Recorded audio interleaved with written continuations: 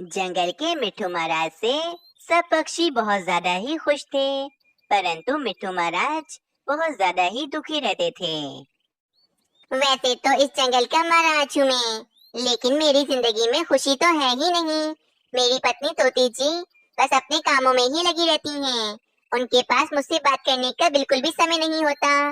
बहुत अकेला हो गया हूँ मैं। मिट्ठू महाराज, हम सब आपको इस तरह दुखी नहीं देख सकते हैं। मैं क्या कहता हूँ कि आप दूसरी शादी क्यों नहीं कर लेते, ताकि आने वाली नई महारानी आपसे खूब ज्यादा बातें कर सके और आपका ये अकेलापन भी दूर हो जाए। वैसे तुम ठीक कह रहे हो, मैं भी कुछ ऐसा ही सोच रहा था। तुम एक काम करो, जाकर पूरे जंगल में ऐलान कर दो कि जो भी तोती मुझसे शादी करना चाहती है, वे मुझसे आकर बात कर सकती है। अगले दिन कबूतर सैनिक पूरे जंगल में मिट्ठू महाराज की दूसरी शादी का ऐलान कर देता है। ये बात तोती रानी को भी पता चल जाती है और वे बहुत ज्यादा ही गुस्से में होती हैं। ये क्या सुन रही हूँ मैं? महाराज जी दूसरी शादी कर रहे हैं और वे भी मेरे होते हुए। मैं उनको नहीं छोड़ूंगी, लेकिन मैं उन्हें कुछ बोल भी नहीं सकती क्योंकि वे पूरे जंगल के महाराज हैं। मैं आखिर उन्हें क्या कहूँ? लेकिन मैं भी महारानी हूँ। मैं महाराज की दूसरी शादी कभी नहीं होने दूंगी। वहीं दूसरी तरफ सारे पक्षी बहुत ज्यादा हैरान होते हैं मिट्ठू महाराज की दूसरी शादी का सुनकर। ये अचानक मिट्ठू महाराज को क्या हो गया जो ये दूसरी शादी करना चाहते हैं? पक्षियों, मुझे तो कुछ समझ नहीं आ रहा। परंतु ये बात सुनकर तो जंगल की सारी तोतियां बहुत ज्यादा ही खुश हैं, क्योंकि सभी तोतियां मिट्ठू महाराज को अपना पति बनाना चाहती हैं। पक्षियों, मुझे तो बहुत हैरत है कि तोती महारानी मिट्ठू महाराज की दूसरी शादी पर कैसे मान गईं। जग्गू भाई, तोती रानी बहुत ज्यादा ही अच्छी हैं। वो बहुत आसानी से मान गई हैं। अगर यही बात हम अपनी अपनी पत्नियों से करते तो वो तो हमें मार मार कर अपने घरों से ही निकाल देती। ठीक कहा तुमने कालू जी, अगर तुमने ऐसा कुछ भी किया तो मैं तुम्हें मार मार कर तुम्हें घर से निकाल दूंगी। दूसरी तरफ तोती रानी बहुत ज्यादा ही परेशान होती हैं। क्या करूं ऐसा कि जिससे मिट्ठू महाराज दूसरी शादी न करें और वे दूसरी शादी की बात हमेशा हमेशा के लिए भूल जाएं। अब तक तो तोती रानी को मेरी दूसरी शादी की बात पता चल गई होगी, लेकिन अभी वो गुस्सा नहीं हुई और न ही मुझसे बात की, जबकि मैं तो सिर्फ तोती महारानी को ही अपनी इकलौती पत्नी बनाना चाहता हूँ। अगले दिन मिट्ठू महाराज और तोती महारानी एक साथ होते हैं कि तभी वहाँ पर कबूतर आ जाता है। मिट्ठू महाराज, महल के बाहर आपसे शादी करने के लिए बहुत सारी तोतियों की भीड़ लग गई है। अच्छा ठीक है, कबूतर सैनिक, सब तोतियों को एक एक करके मेरे पास भेजो। हाय रे, ये जंगल की सारी तोतियां मेरी जगह लेना चाहती हैं। मैं ऐसा कभी नहीं होने दूंगी। फिर वे तोती रानी अचानक बेहोश होने का नाटक करती है। अरे, ये तोती रानी अचानक बेहोश कैसे हो गई? कबूतर सैनिक, उन सब तोतियों को वापस भेज दो। पहले मुझे तोती रानी को देखना है कि इन्हें क्या हुआ है। ठीक है मिट्ठू महाराज, मैं सभी तोतियों को वापस भेज देता हूँ और वैजी को भी बुला लेता हूँ। ये कहकर कबूतर सैनिक वहाँ से चला जाता है। उल्लू वैजी, जल्दी से बताएं कि तोती रानी को आखिर क्या हुआ है? ये अचानक बेहोश कैसे हो गयी? मिट्ठू महाराज, मैंने तोती रानी को बहुत अच्छे से देख लिया है, परंतु मुझे समझ नहीं आ रहा कि ये कैसे बेहोश हो गईं। मुझे तो सब कुछ ठीक लग रहा है, लेकिन ना जाने तोती रानी को होश क्यों नहीं आ रहा। तोती रानी का नाटक बहुत अच्छे से काम कर रहा था और तोती रानी भी मन ही मन बहुत ज्यादा ही खुश होती हैं। तुम कैसे वैसी हो? तुमसे कुछ नहीं होता, चले जाओ यहाँ से। अब कुछ ना कुछ तो हुआ है ना, तभी तो मेरी तोती जी बेहोश हो गई हैं। कबूतर सैनिक, मेरी बात सुनो।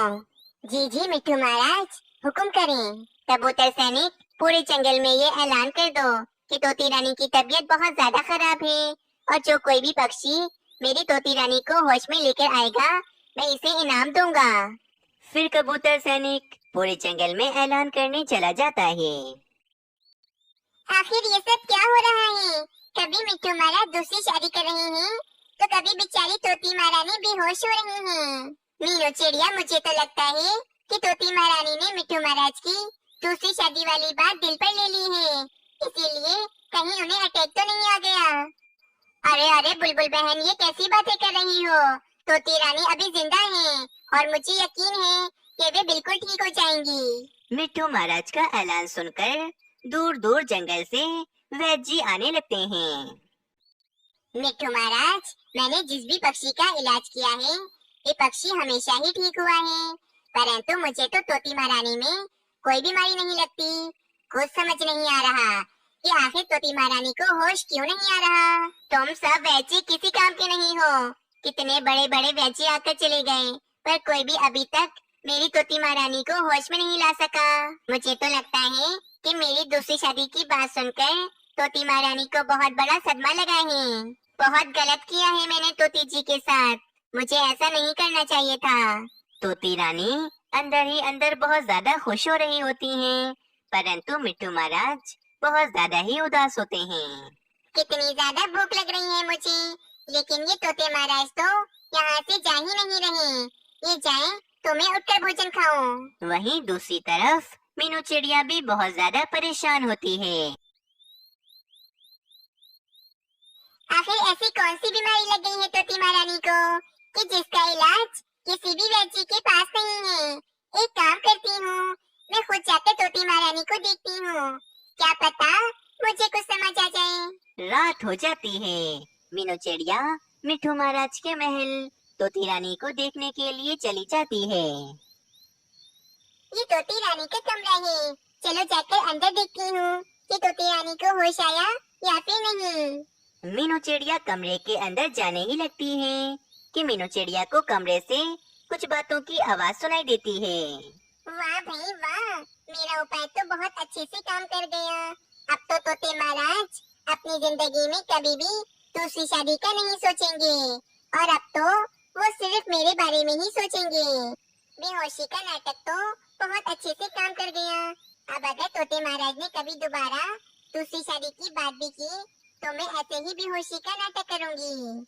अच्छा, तभी तो किसी वैद्य को तोती महारानी की बीमारी की वजह समझ नहीं आ रही थी।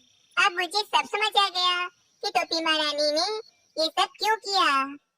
अगले दिन सुबह मीनू चिड़िया मिट्ठू महाराज के पास आती है। मिट्ठू महाराज, मैं जानती हूँ कि अब तक कोई भी वैद्य तोती रानी को होश में नहीं ला सका, परंतु मैं आज के आज तोती रानी को होश में ला सकती हूँ। अरे कैसे कैसे मीनू चिड़िया, मुझे भी बताओ, लगता है तुम भी वैद्य हो। फिर मीनू चिड़िया मिट्ठू महाराज को रात वाली सारी बात बताती है। मिट्ठू महाराज, बस आप वही कीजिएगा जैसा मैंने आपको कहा है। कुछ ही देर बाद मीनू चिड़िया एक तोती को अपने साथ लेकर मिट्ठू महाराज के पास आती है। मिट्ठू महाराज, मुझे तो लगता है कि अब तोती महारानी को कभी होश नहीं आएगा, इसीलिए मैं अपनी दोस्त चिंकी तोती को लेकर आई हूँ। ये बेचारी तोती भी अकेली रहती है, इसीलिए मैं चाहती हूँ कि आप दोनों की शादी हो जाए, और मुझे नहीं लगता कि तोती महारानी को अब कभी होश आएगा। अरे भाई, ये क्या जो इतने दिनों से मैं बेहोशी का ड्रामा कर रही हूँ, इसका तो मुझे कोई फायदा नहीं हुआ, बल्कि अब तो मिट्ठू महाराज अपनी खुशी से दूसरी शादी करना चाहते हैं। बस फिर अचानक तोती रानी को होश आ जाता है।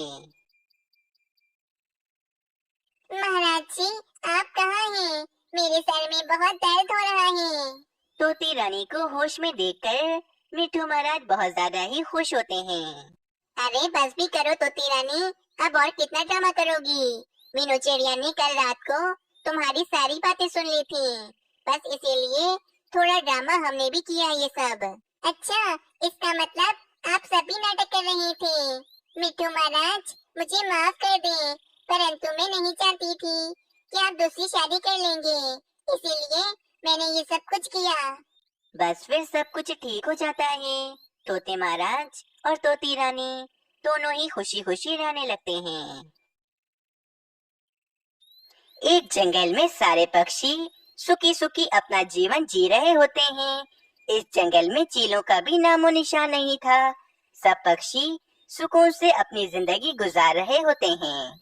शुक्र है भाई कि हमारे जंगल में चीलें नहीं हैं, वरना तो वे हमें बहुत नुकसान पहुंचा देती। अरे कालू कौवे, वो देखो अपने पीछे, तुम्हारे पीछे एक चील आ रही है। तुम्हारी काली जबान, जो बोलते हो सच हो जाता है। अरे रुको तोते, मैं इस चील को हमारे जंगल में नहीं रहने दूंगी। वे चील पक्षियों के पास आती है और वे चील कहती है, मेरा नाम बाजू चील है और मैं इस जंगल में रहने आई हूँ। बाजू चील, हमारे जंगल में एक भी चील नहीं रहती है और तुम भी हमारे जंगल में नहीं रह सकती हो। जाओ जाकर किसी गुफा में रहो तुम। नहीं चिड़िया, गुफा में तो भोजन नहीं मिलता और जंगल में तो बड़ी ही आराम से मुझे भोजन मिल जाता है। बाप रे, ये जालिम चील तो अपना पेट भरने के लिए हमारे बच्चों को अपना भोजन बनाएगी। मीनू चिड़िया, कुछ करो ना तुम। अरे नहीं नहीं तोते, मैं तुम सब पक्षियों के बच्चों को नहीं खाऊंगी, क्योंकि मैंने हमेशा से ही तुम पक्षियों जैसा भोजन खाया है। मैंने तो आज तक कभी भी किसी भी पक्षी का मांस नहीं खाया है और मुझे पक्षियों का मांस बिल्कुल भी पसंद नहीं है। नहीं नहीं पक्षियों, इस चील की बातों पर बिल्कुल भी यकीन मत करना। ये चीलें बहुत ज्यादा शातिर होती हैं। ये जरूर हमारे बच्चों को नुकसान पहुंचाएगी। अरे नहीं बुलबुल, मुझे तो ऐसा लग रहा है कि शायद ये चील हमसे बिल्कुल सच कह रही है। इसने कभी भी पक्षियों का मांस नहीं खाया होगा। अगर ये चील हमारे जंगल में रहेगी और अगर मैंने इस चील से पक्की वाली दोस्ती कर ली, तो सब पक्षी मुझसे डरेंगे और मीनू चिड़िया के बजाय सब पक्षी मेरी ही बात मानेंगे। बाजू चील, मेरे पति तो दूसरे जंगल गए हुए हैं और अगर तुम हमारे जंगल में रही तो तुम मेरे मानव चिड़े का बड़े ही आसानी से शिकार कर लोगी। मीनू चिड़िया, हम सब पक्षी हमेशा से ही दूसरे पक्षियों की मदद करते हुए आ रहे हैं और हमने कभी भी किसी भी पक्षी को अपने जंगल से बाहर नहीं निकाला है। मुझे लगता है कि ये चील एकदम सच कह रही है। अगर ये बाजू चील हम सब पक्षियों की दोस्त बन जाए, तो फिर कोई दूसरी चील हमारे जंगल पर हमला करने के बारे में सोचेगी भी नहीं। पक्षियों, मुझे बस कुछ दिन रखकर देख लो, मैं किसी भी पक्षी को नुकसान नहीं पहुंचाऊंगी। बाजू चील, मैं सिर्फ और सिर्फ कालू कौवे के कहने पर तुम्हें इस जंगल में रहने की इजाजत दे रही हूँ। पक्षियों, क्या तुम सब मेरे फैसले पर राजी हो? मीनू चिड़िया, चलो, अब कालू कौवा इतना कह रहा है तो इस चील को हम अपने जंगल में रख ही लेते हैं। फिर बाजू चील एक पेड़ पर खाली घोंसला देखकर उस पेड़ पर रहने लगती है। अगले दिन बाजू चील सब पक्षियों को जमा कर कर उन पक्षियों से कहती है, पक्षियों, मैंने आज रात को तुम सबकी दावत रखी है। तुम सबको जरूर आना है। तुम सबकी तरह मुझे भी गंदम चावल और दालें खाना बहुत पसंद है। ठीक है बाजू चील, आज रात को हम सब पक्षी तुम्हारी दावत में आ जाएंगे। रात हो जाती है। सारे पक्षी चील की दावत में आ जाते हैं। चील बड़े ही मजे से पक्षियों का भोजन खा रही होती है। अरे वाह कालू कौवे, तुमने तो इस चील के बारे में बिल्कुल सही सोचा था। ये बाजू चील तो वाकई हमारे जैसा भोजन खाती है। हाँ मीनू चिड़िया, ये बाजू चील बहुत अच्छी है। इसे तो हमारे जंगल में ही रहना चाहिए और अगर ये हमारे जंगल में रहेगी तो बाकी चीलों से भी हम सब पक्षी बचे रहेंगे। हम सब पक्षियों ने देख लिया है कि तुम बहुत ज्यादा अच्छी चील हो। तुम हमें कभी भी नुकसान पहुंचाने के बारे में सोच भी नहीं सकती हो। इसीलिए हम सब पक्षियों ने ये फैसला किया है कि आज से तुम हमारे इस जंगल में रहोगी। शुक्रिया पक्षियों, मैं अपना वचन कभी नहीं तोड़ूंगी और हमेशा तुम सब पक्षियों की रक्षा करूंगी। अगले दिन कालू कौवा और बाजू चील बैठे बातें कर रहे होते हैं।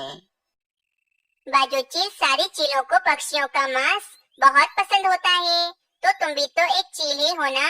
मुझे मीनू चिड़िया बिल्कुल भी पसंद नहीं है।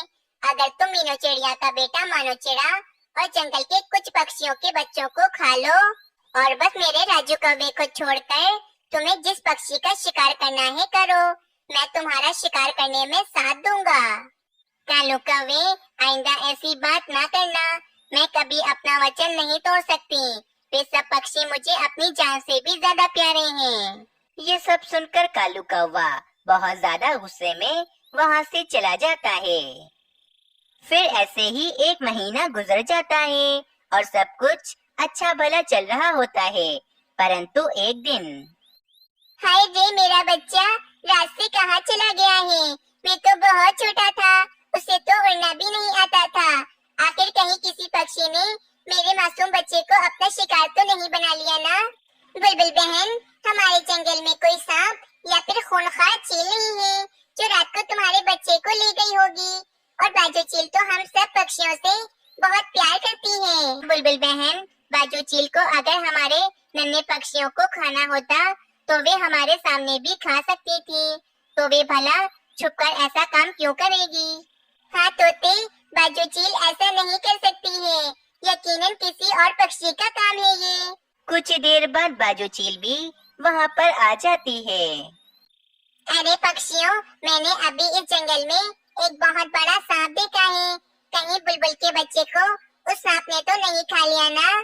फिर सारे ही पक्षी इस सांप से बहुत ज्यादा डर जाते हैं।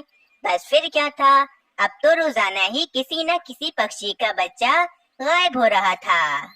मीनू चिड़िया काफी ज्यादा परेशान हो जाती है।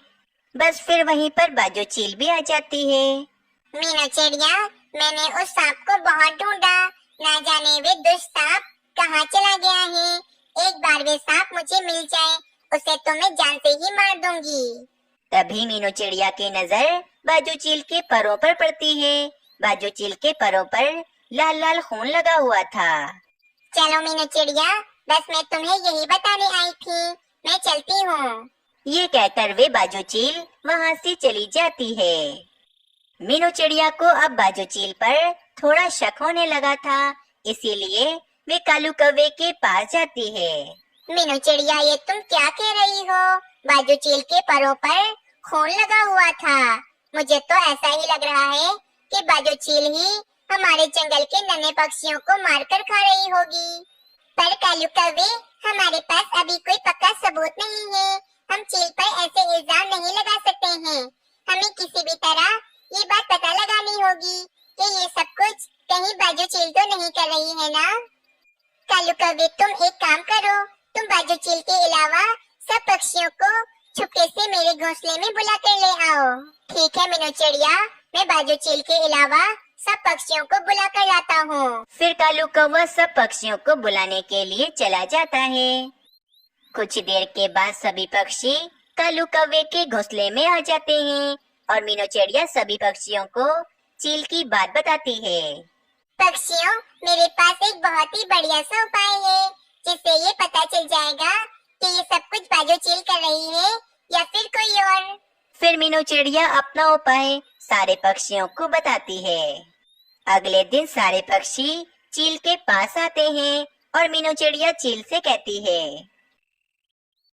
बाजू चील, हम हर साल दूसरे जंगल अपने दोस्तों से मिलने के लिए जाते हैं और हमारे बच्चे अभी बहुत छोटे हैं, इसीलिए हम इन्हें अपने साथ नहीं ले जा सकते हैं।